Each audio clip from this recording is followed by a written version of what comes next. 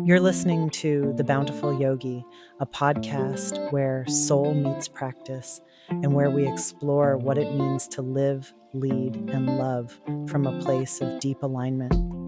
I'm Heather, and I created this space as part of Sea Life as a Muse, a platform for storytelling, healing, and embodiment for people who feel deeply and are doing their best to live with intention. Whether you're a seeker, a healer, a teacher, a creative, or someone simply navigating the world with an open heart, I'm so glad you're here. However you got here, welcome. And if you're returning, welcome back. It means the world to me that you're here. These episodes are meant to be short and digestible, little pockets of perspective.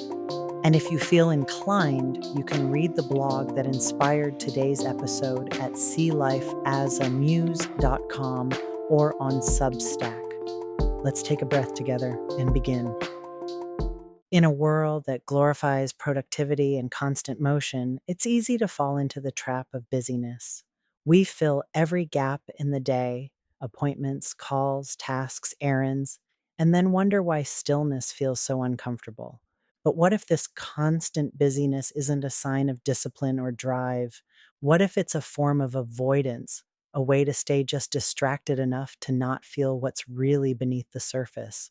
Many of us have experienced some form of trauma, maybe a major loss, a painful breakup, emotional neglect, or years of being told our feelings were too much.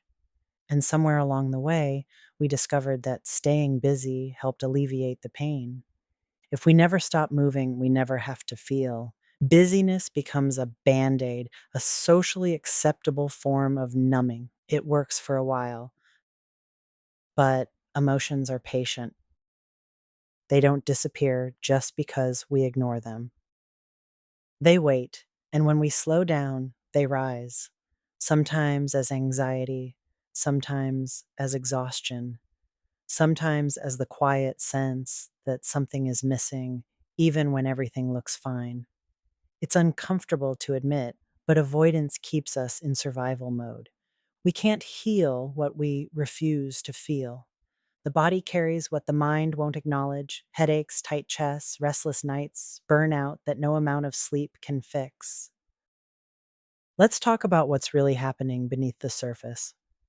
When we live in a constant state of doing, the brain interprets that as safety. Movement means survival. It keeps the nervous system engaged in a low grade state of fight or flight. In trauma language, we call this the hypervigilant state. Your body is alert, scanning for danger, even when there isn't any.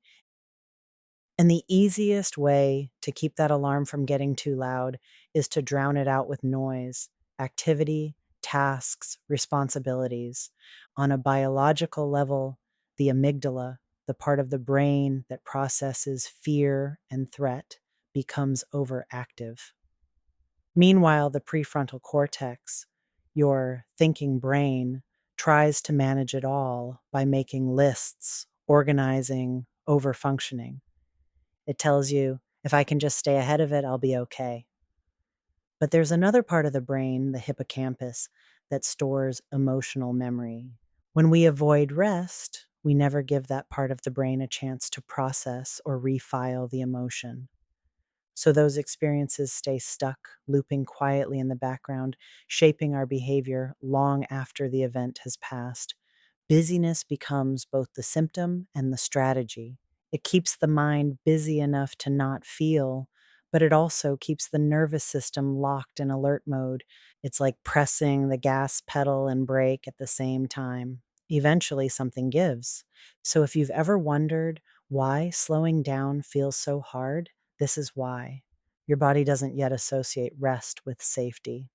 Stillness feels dangerous to a nervous system that survived chaos through movement. But the beautiful thing about the brain is that it can relearn. Neural pathways can change. Safety can be reintroduced through gentle awareness and repetition. That's where mindful practice comes in, where yoga, breathwork, and reflection rebuild trust between body and mind. when busy becomes a mask.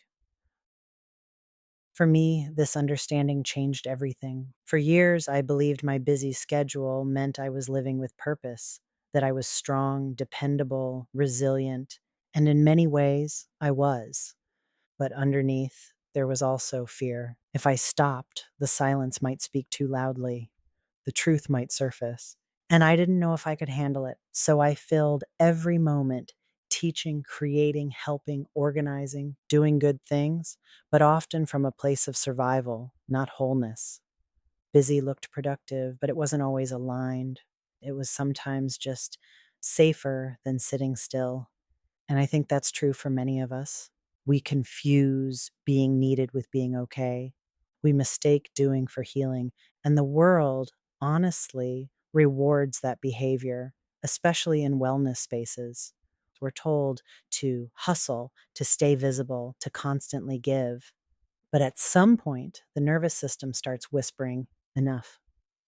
That whisper often sounds like fatigue, irritability, or the inability to focus. It's not failure, it's feedback. It's your body saying, please stop running. I need rest.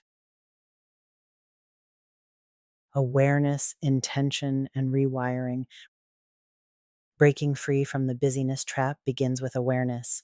It's the moment you notice I'm filling space again. I'm moving out of habit, not need. Instead of judging yourself, get curious. Ask, what emotion am I trying to avoid right now? Is it sadness, guilt, fear of not being enough? Awareness opens the door for intention. When we move with awareness, we begin to rewire the brain's association with stillness. Stillness becomes a choice instead of a threat.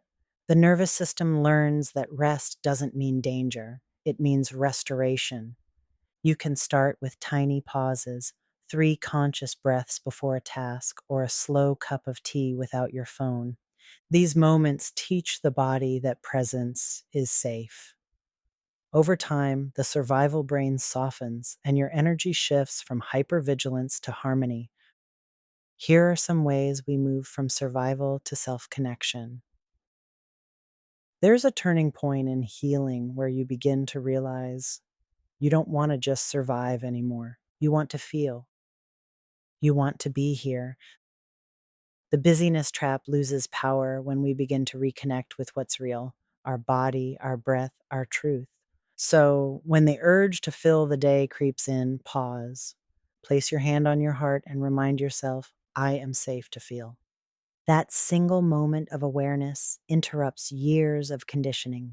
It's one breath at a time, but that's all healing ever is. Presence repeated. Let's try some affirmations. Repeat softly or let these words settle in your body like a quiet reminder. I am no longer defined by my pace. I am learning to rest without guilt. I am creating space for peace, not pressure. My worth is not measured by what I produce. It lives in who I am right now. I am allowed to slow down. I am allowed to heal. I am safe in stillness. I can meet myself with grace. Remember that stillness isn't the absence of life. It's where life breathes again. Let's take a moment to connect to self. Let's come back to ourselves. Take a deep, slow inhale through your nose and exhale through your mouth, a gentle sigh. Feel your body settle a little more deeply where you are. Bring one hand to your heart and the other to your belly. Notice the rise and fall beneath your palms, this quiet rhythm that's always been here, even when your mind is racing. With each breath, whisper inwardly, I am here. I am safe to slow down. I can meet myself with compassion. Let your shoulders drop. Let your jaw unclench. Let the breath move you. This, right here, is presence. This is what busyness tries to protect us from, and what our soul is quietly longing for. Stillness isn't the absence of doing, it's the presence of being. Take one more inhale, and as you exhale, imagine releasing the need to rush. Let it fall away. You don't need to earn your rest. You only need to remember that peace lives in your body. If this episode resonated with you, I'd love to hear how it lands. You can find me and the full community over at Sea Life as a Muse on Substack, Blue Sky, and Discord. That's where I share weekly reflections, voice notes, meditations, and behind-the-scenes thoughts on this journey of healing and alignment. You can also read the blog that inspired this episode and explore more ways to engage with this work at sealifeasamuse.com or Substack. The link is in the description. This podcast is part of that living library, rooted in story, shaped by practice, and led by heart. Thank you for being here. Thank you for being you. Until next time, stay bountiful, and always see life as a muse.